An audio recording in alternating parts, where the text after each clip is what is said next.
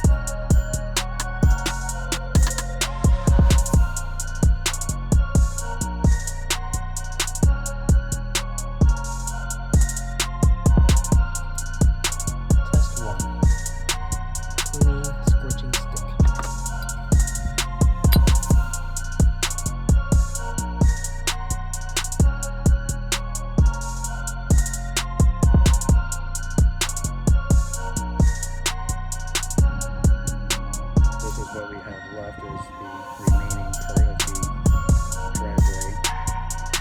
We're using a drill brush and two different chemicals to try to clear it off. And then this is the sidewalk that the pressure washer guy did yesterday. So can't really tell here. You can see where the line is, but I don't think if you need to look for that, you can really stand out too much. And I'm sure if you pressure washer it again or hose it off, it would be as noticeable.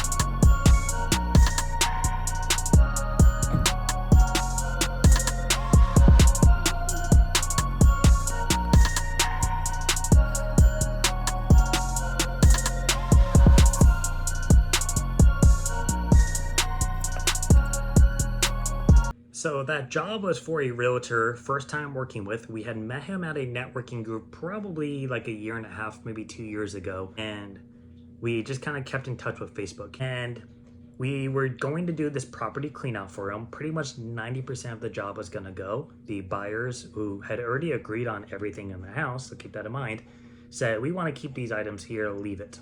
No problem. So we went in, basically got the majority of the job done in one day for just the two of us. And we were in a city about 45 minutes north of where we live. So we don't have our direct donation source, local to us. So we had to use the Goodwills up there, and they're pretty hit or miss. So that took a little bit of time in between. Actual job time, probably 6.5 hours. But for the whole day, going back and forth to the dump and going to the Goodwills and stuff, it ended up being like a 10-hour day, give or take. So a lot of like in between downtime. And towards the end of the night, I was in the laundry room, and they had this cabinet that had all the paint for the house, like spare paint for the garage, spare paint for the garage floor, spare paint for the guest bedrooms, spare paint for the office, all these different gallons. And obviously those things typically stay with the house. But there was also a bunch of like spray paint cans and caulk and putty and rollers and paintbrushes in there, and it just looked really unorganized. And our job isn't to sit there and reorganize stuff. So we typically don't take paint because it's a hazardous item and because it can spill out and cause damage. A little foresight there. And I just didn't want to leave it all cluttered like that. And it's not like we can just take it all down and move it somewhere else. It looks the same. And then it just looks like we didn't empty out two cabinets. So they knew we didn't take paint, but I was just trying to be nice, and it was late at night, and I just real quick, I took all the paint supplies. We were going to give them to a contractor that we know to use on his jobs when he needs like a quick brush here or there. And the spray paint too. The spray paints were all like relatively new. And we had ran out of bags. We used bags for bagging up small items and clothes that we bring to donation. We went through all of the bags. That's how many clothes there were that you guys didn't see in the video. And I put all the spray paint can in a little box and then put it in a bigger box with other stuff. Now, this is my mistake. It's late at night, I'm tired, I'm hungry, we hadn't really eaten anything all day. I had the little box down at the bottom of the big box. Didn't know intentionally ahead of time what I was gonna be putting in there. I just was kind of going, quickly because we were trying to get out of there. It's like 8 o'clock at night at this point. And as I loaded stuff up, I kind of forgot about the spray paint cans. We got to the door, I went down. As I'm walking out to the door, I didn't hear anything, I didn't see anything until I got out to my trailer. Now, I looked down and saw blue. And I said, where did that come from? I stepped on it, it came off. Now, the floor of my trailer is aluminum, so it doesn't dry as quickly as concrete does. And I went back out, Tanya's running outside saying, Chris, you're leaking paint somewhere. I look at the box, the whole corner is blue. Great. I go back and look, that blue line ran from my trailer into the road, up the driveway, all the way up. You guys saw the line. That was a bright blue. It doesn't look that great on the camera, but that was like our color blue, but with a little bit more brightness to it on a very beige pathway that's painted. And then pavers, which luckily some of them were like a grayish blue, but a lot of them were like a darker red and a lighter red, which you saw the blue very well. So it was just a last minute fuck. And we instantly grabbed the hose and grabbed a brush and started trying to hose it off and scrape it away before it dried too much. It was instantly dry. I never knew paint dried that fast. There was just no getting it off at all. We tried for like an hour just scrubbing at it everywhere, trying to get it off, nothing. So I'm not one to hide things when things go wrong.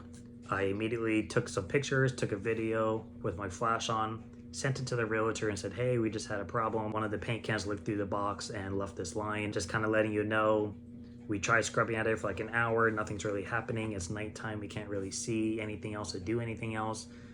I can try to look into how to get paint off. We'll reach out to a pressure washer. I'll pay for it. This is my mistake. We'll take care of it.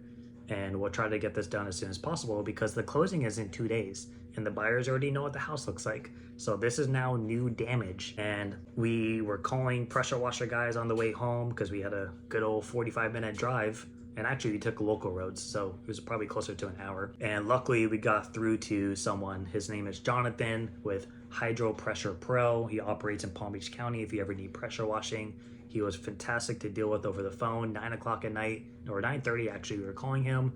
And he's like, yeah, I'll be somewhat in the area. And then I have another job a little bit farther north. I'll swing by, take a look at it. If I can do anything with it, I'll either try to do it on the spot real quick or I'll come back. I understand the whole situation. And he was there the next day when he said he was, and he was down on his hands and knees scrubbing out the sidewalk because he didn't want to use high pressure and dig up the paint or ruin the surface. So he had to be careful with what he was doing. Probably spent an hour and a half on it. Gave us a hell of a deal because we were another service just in a tight situation.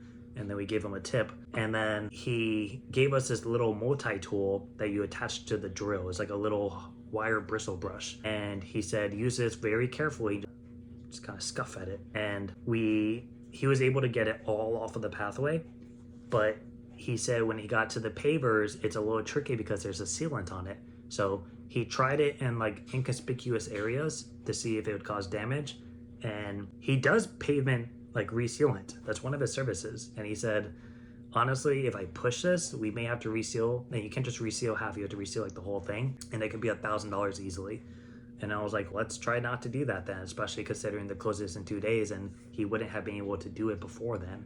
And my fear with trying to do big projects like that is you never know if the client's going to be happy with it. I used to be a mover and we would have scratches in the floors every once in a while. And one situation, they had a contractor go in and he was able to basically refinish the scratch in the floor to where you basically didn't even know it was there unless you just knew ahead of time. Kind of similar situation, but he did a much better job than we did. And the client was like, you know what?